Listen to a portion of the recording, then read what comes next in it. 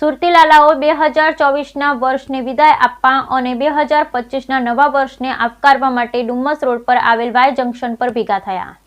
સુરતના સુરતી લાલાઓ 2024ના વર્ષને વિદાય આપવા અને 2025ના નવા વર્ષને આવકારવા સુરતના ડુમ્મસ રોડ પર આવેલા વાય જંકશન પર ભેગા થઈ જૂના વર્ષને વિદાય આપી નવું વર્ષ 2025ને આતિશબાજી ફટાકડા ફોડી બલૂન ઉડાવી અને નવા વર્ષને આવકાર્યું. નવું વર્ષ 2025 શરૂ થતાની સાથે જ આકાશમાં રંગબેરંગી આતિશબાજી અને બલૂનથી આકાશ છવાઈ ગયું હતું.